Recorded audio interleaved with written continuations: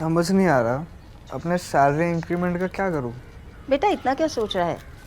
अपने mutual funds के SIP का टॉपअप करा ले। This is the right time. क्या? समझ में नहीं आया। बेटा इतना क्या सोच रहा है? अपने म्यूचुअल फंड्स का एसआईपी टॉपअप करा ले। This is the right time. अब समझा।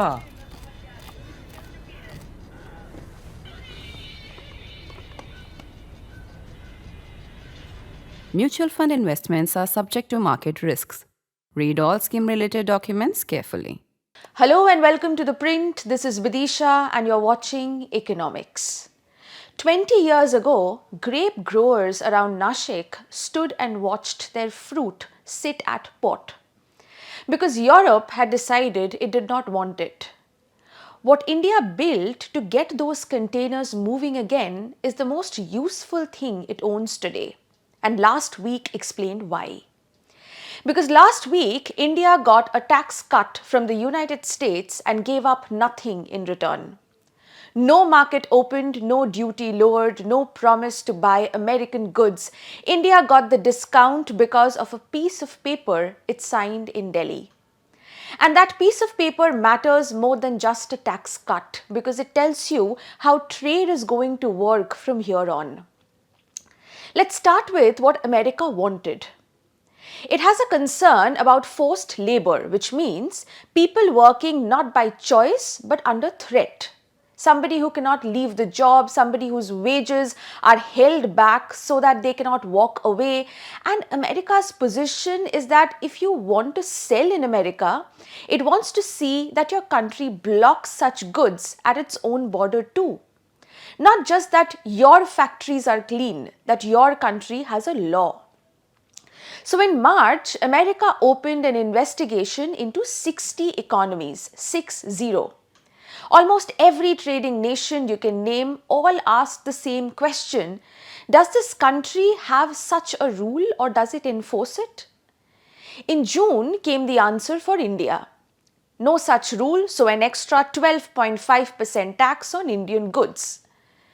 Then on the 23rd of July, in the final decision, India was not at 12.5. It was at 10%. So the question is, what exactly happened in between? Two things precisely happened. First, in early July, India argued its case at a hearing in Washington saying the measure had no proper legal basis and that America had bundled dozens of very different countries into one category. Second, and this is the part almost nobody has focused on the 13th of July, India's Directorate General of Foreign Trade, DGFT, issued a notification number 23 of 2026-27, that said India will not allow imports of goods made using forced labor using the International Labour Organization's definition. Exactly 10 days later, America put India in the cheaper slab. And this is not any speculation. I went through the American notice itself across two dockets, and on printed page 26 in the paragraph on India, they state it explicitly.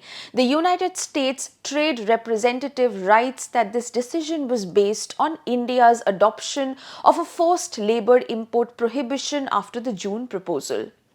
So we are not guessing the reason here, the Americans wrote it down. India was one of the 6 economies that legislated its way into the lower slab within weeks. Now, I want you to look at this chart on your screen because it holds the entire story. The top bar shows how much of what India sells to America is actually affected. The blue portion, 45%, pays nothing extra because those goods were already exempt. They involved generic medicines, smartphones, steel, aluminium, auto parts, etc. The red portion, 55%, pays the extra 10%. And let me be honest, that 45% was not negotiated last week. Those exemptions already existed. Now let's come to the bottom half of the chart. Proposed 12.5%, final 10%. And between those dates sits one line. and that line is India's own notification of the 13th of July. 2.5 percentage points on more than half of everything India sells to its largest single market, bought with a rule India wrote for itself. One of the cheapest wins in recent Indian trade policy, and it happened almost without headlines. Now it's important to understand the idea underneath all of this, because it is bigger than just one tariff. In 1995, the scholar David Vogel wrote a book called Trading Up, in which he found that when the biggest buyer demands a high standard, factories everywhere raise theirs, because one good production line is cheaper than two. He called this the California effect. But notice what it was about. It was about the product. Make the shirt properly, sell the shirt. But this measure is not about the shirt at all.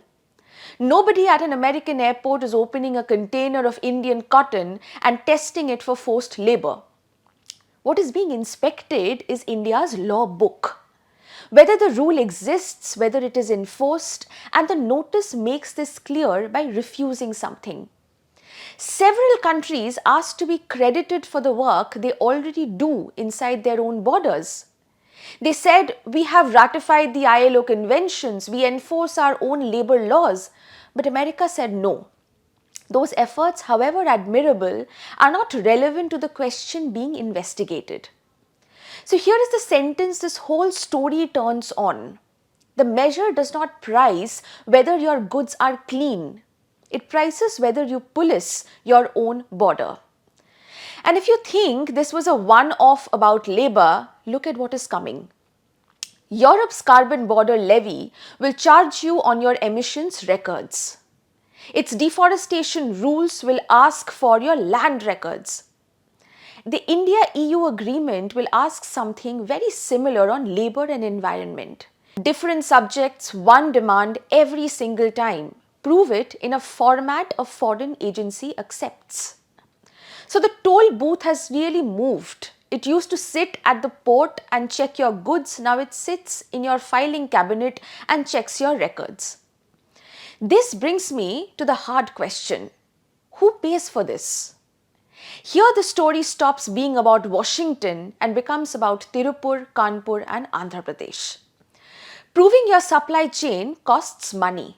It costs records, audits, laboratory tests, a documented trail showing where every input came from.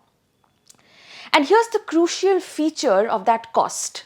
It barely changes with the size of your shipment. A traceability system costs roughly the same whether you export 10 containers a year or 1,000. In economics, we call this a fixed cost. So a large firm spreads it over enormous volumes, and per shirt it is almost nothing. However, a small firm cannot spread it at all. The very same rule is a rounding error for one company and a locked door for another. Mark Melitz showed this formally in 2003. Only firms above a certain productivity threshold can carry the fixed costs of selling abroad. Everyone below that line does not try harder, they simply stop exporting. And this is not a trade problem in origin. It is a structure Ronald Coase described in 1937 when he asked why firms exist in the first place at all. Because some costs are simply too lumpy for an individual to carry. So an institution carries them instead. A traceability platform is that institution. So a new standard does not just make exporting harder. It quietly shrinks the number of firms that export at all. And this brings me to the chart you see on your screen. Look at the left panel. The number of small and medium enterprises in India that export. In 2020-2021, the number was about 53,000. By 2024-25, over 1,73,000, more than 3 times as many in 4 years. And on the right, the value of what they sell abroad has tripled alongside it. According to the economic survey, MSMEs, the micro, small and medium enterprises, are about 48.58% of India's exports, nearly half. and they employ over 32 crore people. So we have spent 4 years widening the base of Indian exporters, and it widened exactly where the new rules are aimed. Textiles, leather, gems and jewelry, marine products, processed food, the sectors that employ the most people for every rupee they produce. If compliance costs are left to each firm to manage alone, this chart clearly reverses. Not because those firms became less competitive, but because they cannot afford the paperwork. And now comes the good news, because India has solved this problem before. Once, properly, and almost nobody in the tariff debate seems to remember it. Back to those growers in Nashik that I began this explainer with. Europe had tightened its limits on pesticide residues. Consignments were held up and exporters were losing money on cargo they could not clear. India was close to being shut out of the European market entirely. But what happened next is the part I want you to notice, because the sequence matters here more than the technology. India's agricultural export body, APIDA, the Agricultural and Processed Food Products Exports Development Authority, did something slightly unusual and extremely interesting. It did not start with software. It started with a Government of India regulation spelling out exactly what every person in the chain had to do. The farmer, the pack house, the laboratory, the exporter, then it trained them, brought the testing laboratories and monitoring agencies in, and only then computerized the whole thing. The result was called GrapeNet. And since the 2007 season, every single grape consignment going from India to the European Union has been monitored through it. Over 40,000 farmers, more than 100 pack houses, more than 100 exporters, over 20 labs. But the returns are what make this a model rather than just a nice story. That same system was extended to 5 other markets, and the design was carried across to other crops including peanuts for an entirely different problem. A version was launched at home too, so Indian consumers benefited as well and growers realized better prices in both places. Now read this as economics, not administration. India faced a foreign standard, it built one shared system. It reused that system in every other market that asked a similar question, and the benefit reached the smallest farmer in the chain, not just the largest exporter. That is the whole answer. And it already has an Indian passport. So the question is, what should India do now? India should treat export compliance and traceability as national infrastructure, not one new portal every time a foreign regulator sends a notice. One shared backbone with modules added sector by sector that a garment unit in Tirupur, a leather cluster in Kanpur, and a shrimp farm in Andhra Pradesh can plug into. Because here is the economics of all of this in one sentence. A shared public platform turns a fixed cost that no small firm can carry into a cost the system carries once. Here is what surprised me when I looked into it. Most of this already exists. There is a scheme called the Export Promotion Mission, approved with an outlay of 25,060 crore rupees running to 2030-31. It is aimed at MSMEs and labor-intensive sectors, and it names its priority sectors as the ones hit by recent tariff escalations, which is the same list I showed you a moment ago. Inside it sits a component called Niryat Disha, whose job is the non-money side of exporting: quality, compliance, international testing and certification, and the whole mission already runs on a digital platform that is operated by the DGFT. So think about where that actually leaves us.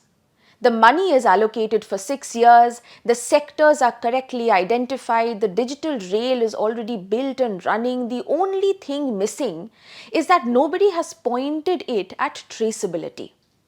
Right now, that platform moves applications and disbursals, but the same rail that can move a subsidy claim can move a provenance record. It can carry the trail showing where a bale of cotton came from, which farm, which mill, which audit. This is not a new scheme. That is a change of purpose for something India has already paid for. And this is why I keep coming back to Nashik. APIDA did not wait for a perfect national plan. It had one crisis in one crop in one market, and it started there. Build it once and it answers Washington on labor, Brussels on carbon, and whoever comes next on whatever they choose to ask. India worked out the blueprint on a grape farm nearly 20 years ago. All that is left is to run it at national scale before the next notice arrives rather than after. Thank you for watching.